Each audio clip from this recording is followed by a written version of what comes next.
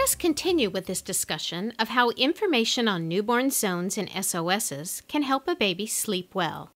Now that baby is calmed, most parents are eager to help their baby sleep well.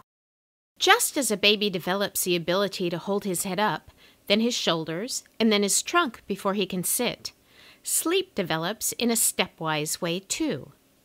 Let's consider 3 primary influences on the development of a baby's sleep that we will discuss. The first is the development of 2 types of sleep. The second is the influence of developing circadian rhythms. And third is the influence of the parent's care on the baby's developing sleep pattern. First, let us consider the 2 prominent types of sleep. The 2 types of sleep are REM, rapid eye movement sleep, and non-REM sleep. REM sleep is a cycle of sleep in which dreams occur and is often referred to as active light sleep. Non-REM sleep is a second type of sleep and is usually referred to as still, deep sleep. A great deal is happening during active light sleep. During this cycle, the baby will move around in bed. He may vocalize. His breathing and heart rate increase, and his eyeballs move under his eyelids. During active light sleep, an area at the base of the brain sends impulses throughout the brain that enhance development of the processes of higher thinking. During still deep sleep, the baby really looks asleep. He is totally still. He makes no sounds. His breathing and heart rate are slow and regular. His eyes stay shut and there is no movement under the eyelids. This is when parents say, "I sure wish I could sleep like a baby." The development of these sleep cycles is a process which begins in utero. By 7 months gestation, the baby begins to experience active light sleep. And by 8 months gestation, the baby develops still deep sleep in the womb. A newborn spends 60% of her time in active light sleep and 40% in still deep sleep. Circadian rhythms start to develop in utero as well. Though the baby is not exposed to light, the mother's rising and falling levels of melatonin, the hormone that helps the body tell the difference between day and night, pass through the placenta and begin to influence the biological clock of the baby's brain. Though this process begins at 7 months gestation, it is not until 6 weeks of age that the circadian rhythms usually become established, so that the baby can distinguish day and night. Full-term newborns sleep 16 to 20 hours a day. During the first few weeks of life, the baby wakes up every 2 to 3 hours while her circadian rhythm is still developing. Let's take time to watch the Hug DVD to see these 2 types of sleep in action.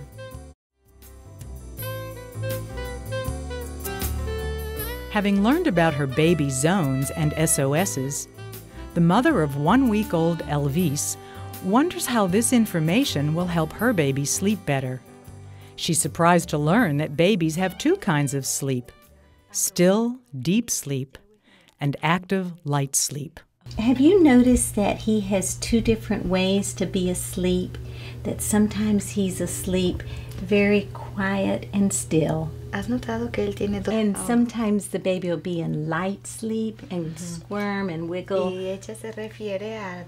And when he's in the active light sleep, his brain is really growing and getting smarter. Cuando él está durmiendo de And manera... sometimes if he starts to wiggle and squirm, but you leave him alone, then he'll get quiet and go back into deep, quiet sleep again. Y en ese sueño ligero, cuando él está haciendo... Applene's 2-week-old baby shows us what deep sleep looks like. Her body is still. She surprises her mom by not responding to any stimulation. There is no movement of her eyes and her eyelids stay shut. Her breathing is deep and regular, and she makes no sounds. Every hour or so, a newborn will transition from this still, deep sleep to an active, light sleep. Here, Owen is in active, light sleep. His eyes flash open, he puckers his mouth, and even smiles, and makes sucking movements. But Owen is not waking up. He is just transitioning from his still, deep sleep to his active light sleep. Owen's mom waits patiently as her son wiggles, squirms, and vocalizes in his active light sleep. She has learned that if she waits, he will often transition back to still deep sleep and stay asleep for a longer period of time. As was true in the Munich literature on crying difficulties, sleep issues in babies are often identified as difficulties with regulation of state as well. 75% of parents attending a specialty sleep clinic reported that their baby's sleep problems started before 3 months of age. As previously discussed, regulation of zones is a two-way street. Though learning to sleep well will come naturally to some babies, many will need parents who understand the science of sleep, as well as learn the art of parenting a baby to sleep. The art of parenting a baby to sleep includes preparing the baby to sleep, getting the baby to sleep, and helping the baby stay asleep. First, parents might consider how they prepare their baby to sleep. A baby who is overstimulated may have more problems self-soothing and falling asleep when tired. Before sleep time, parents can interact with their baby in a calm and less stimulating way. Swaddling the baby before sleep often helps a baby from being stimulated by her own movement. To help with circadian rhythm development, parents might feed the baby in a quiet, darkened room where nighttime sleeping will occur. Daytime napping in the sunny family room encourages the baby's body to start to sense the difference between night and day. Second, parents might consider how they get a baby to sleep. A baby who only learns to get to deep sleep when being fed or rocked will not learn the lessons of self-regulation. Putting a baby down to sleep before he is in deep sleep will begin to teach the baby to get himself to sleep. If the baby falls asleep while eating, mom can just give the baby a little jiggle when she lays her down. This will help the baby rise briefly to light sleep and then settle herself back into deeper sleep. Third, parents might consider how best to help the baby stay asleep. As mentioned in the DVD, parents can watch their baby squirm and vocalize a few minutes to see if she goes from active back to still deep sleep. A baby needs to learn how to pass from deep to light and back to deep sleep again in order to eventually sleep through the night. But sleeping well is not only an issue of convenience. A longitudinal Australian study concluded that sleep problems in infants were associated with increased maternal depression. How important is postpartum depression for the life of the child? Research shows that mothers with persistent depression are 3 times more likely to have a child hospitalized, twice as likely to spank their baby, and less likely to have smoke alarms in their house and to follow back-to-sleep guidelines. Newer research has documented changes in parent-infant interaction evident at 2 months of age. Providing information on newborn sleep may help prevent the devastating consequences of postpartum depression.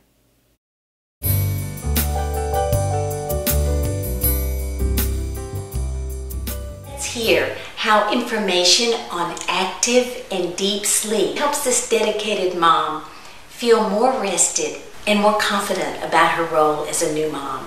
Again, the breastfeeding books were saying any stirring, nurse on demand was what I was taught. I would wake up every time he made a whimper at night thinking he needed to breastfeed. I just was exhausted. I didn't get any more than an hour of sleep at a time, and that was a maximum.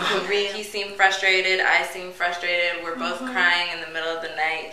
My husband didn't know how to help us either. When I met with you and you started talking about the active sleep and the deep sleep, it made a lot of sense. Could you describe what it looked like to you to see him having what you think now was active sleep?